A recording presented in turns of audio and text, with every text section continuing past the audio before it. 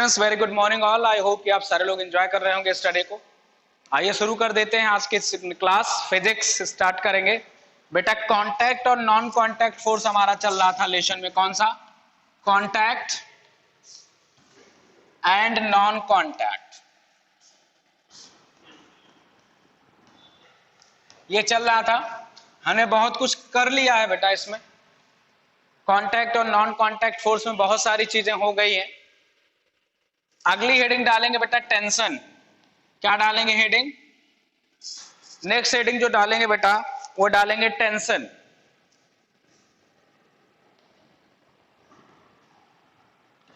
अगली हेडिंग जो डालेंगे वो टेंशन डालेंगे बेटा।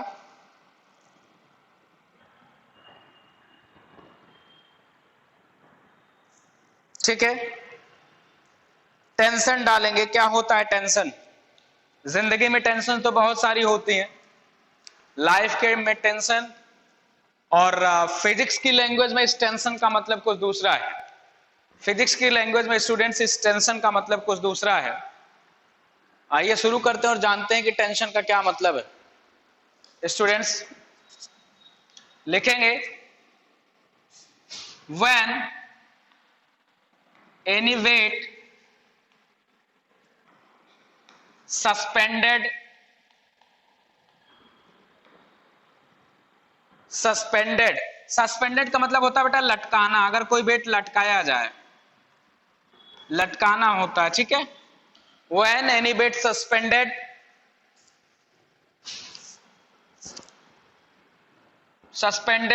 By an string, by a string, when any weight suspended by a string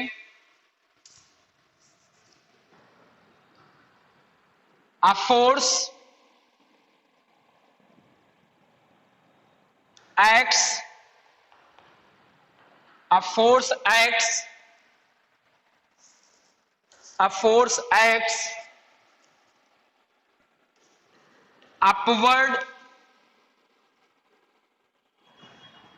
a force act upward direction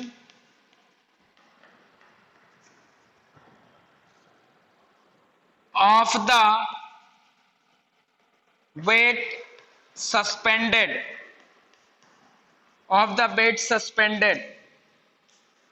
is called tension,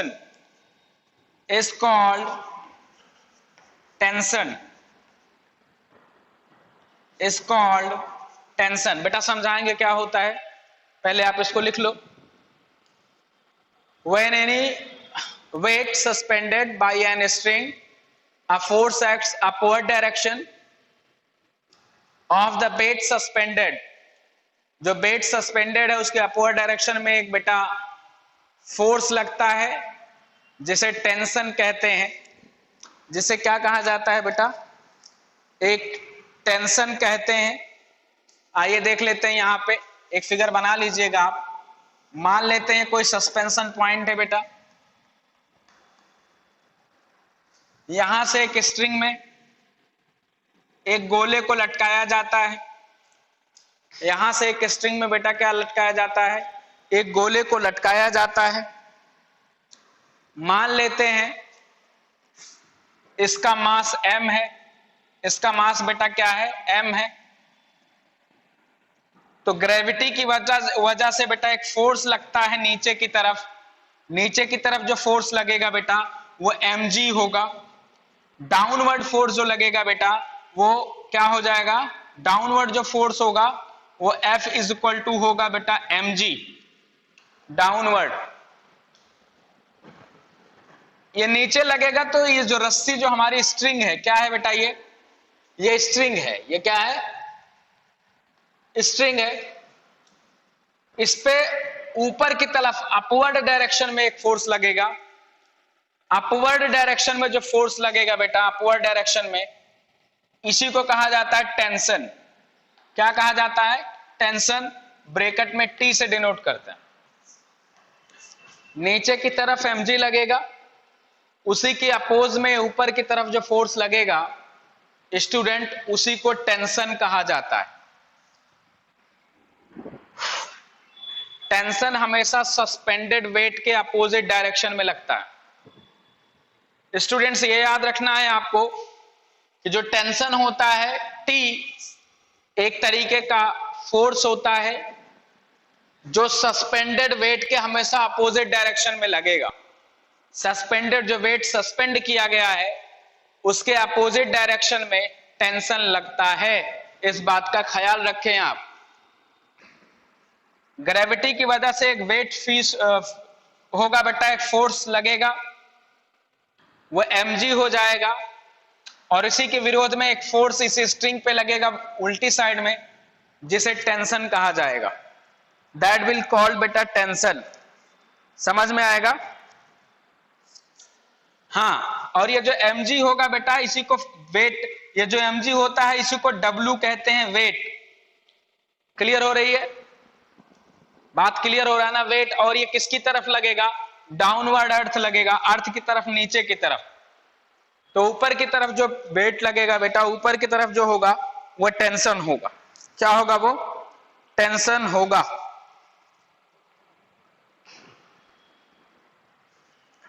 clear हो रही है बात?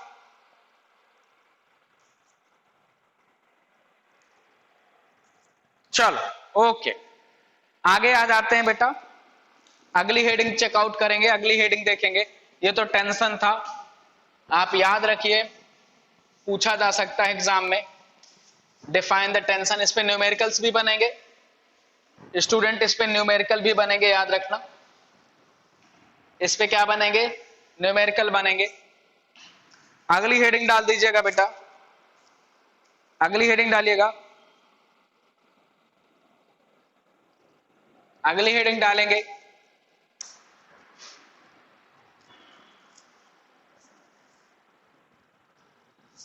Force due to string,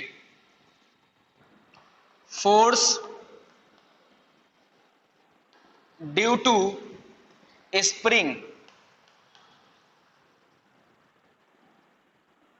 force due to spring बेटा, ये heading डाल दीजिए आप student, ये हेडिंग डाल दीजिए आप।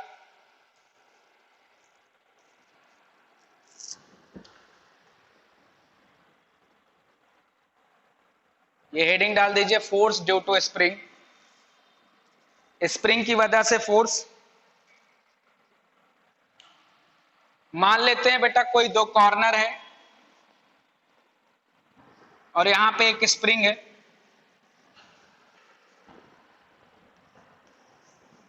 ये P है और ये क्या है बेटा? Q है।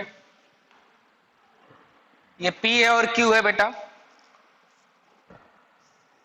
इस पे, इस कंडीशन में, ये पहली कंडीशन है, ये लिखेंगे फर्स्ट कंडीशन बेटा, first condition. No force is applied, कोई भी फोर्स नहीं लग रहा है, नो फोर्स इज अप्लाइड।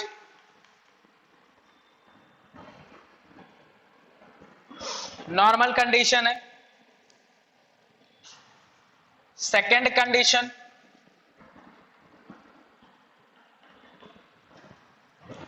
अगर बेटा इसको फोर्स अप्लाई कर दिया जाए, फैला दिया जाए, ये पॉइंट P से एक्सटेंडेड है कुछ इस तरीके से, जब ये फैल जाएगा PQ, ये जब फैलेगा बेटा ज्यादा, जब ज्यादा फैल जाएगा, इसे कहा जाता है स्ट्रेच्ड स्प्रिंग। ये स्ट्रेच्ड स्प्रिंग हो जाता है बेटा। This is stretched spring. जब बाहर की तरफ फोर्स लगाएंगे और स्प्रिंग को पूरी तरीके से खींच देते हैं तो इसे स्ट्रेच्ड स्प्रिंग कहेंगे।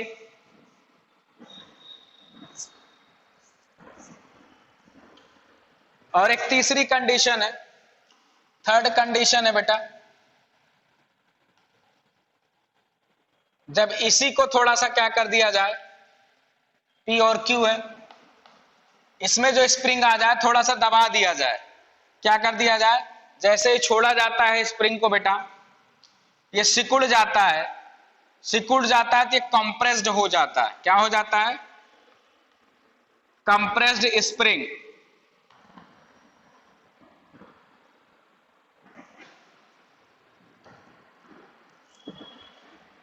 जब बिल्कुल सिकुड़ जाती है स्प्रिंग तो कंप्रेसिंग होता है, फैलती है बेटा तो स्ट्रेचिंग होता है। स्ट्रेच का मतलब फैल जाना और कंप्रेस का मतलब बिल्कुल सिकुड़ जाना होता है। ये नोट कर लीजिए आप। हो गया बेटा?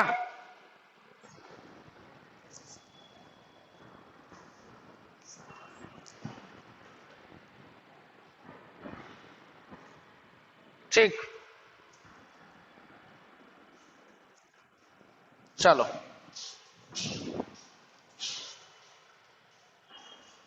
अगली हेडिंग डालेंगे बेटा।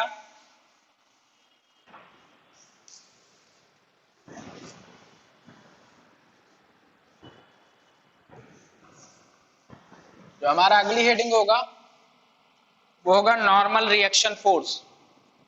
स्टूडेंट्स अगली हेडिंग हम लोग डालेंगे normal reaction force.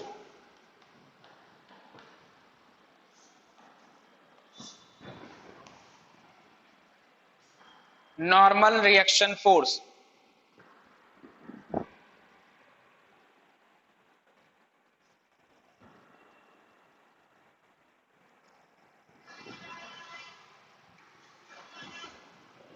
Normal reaction force बेटा।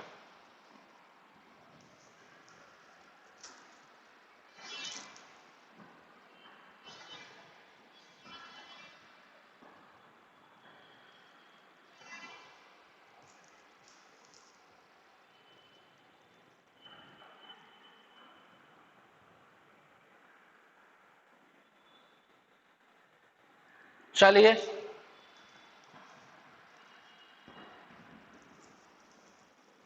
लिखेंगे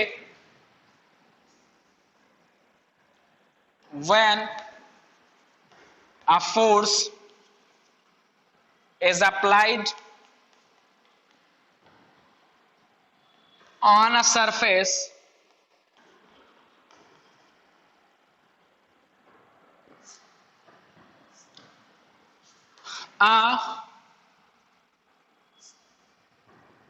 when a force is applied on a surface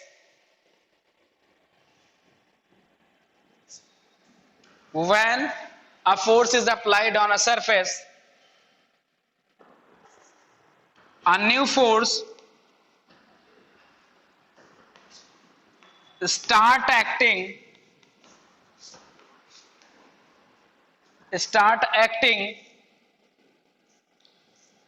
to the perpendicular of the surface, to the perpendicular of the surface, called normal reaction force. Normal reaction force.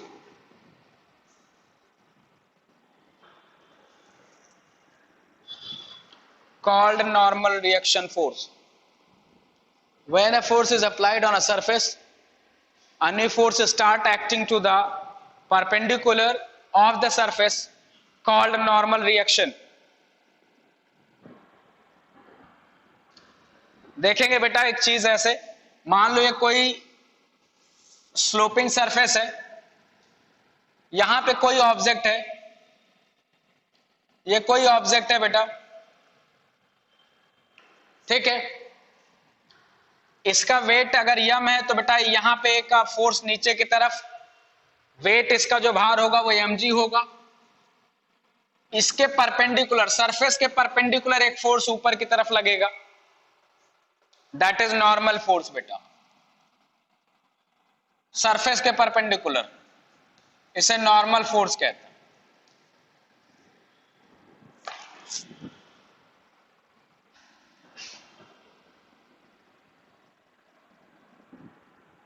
Normal force हमेशा जो suspended force होता है या suspended wait होता है उसके बराबर होता है बेटा।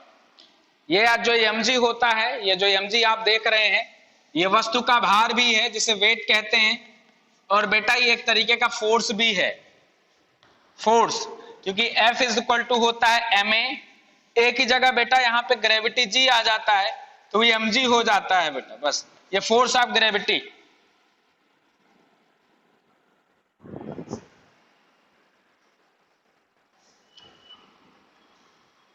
मुझे लगता है आपको बेटा ये बात समझ में आई होगी। आज की क्लास के लिए इतना ही करेंगे बेटा, कल इस लेशन का अंत हो जाएगा। I will ending all this questions, all this lesson tomorrow.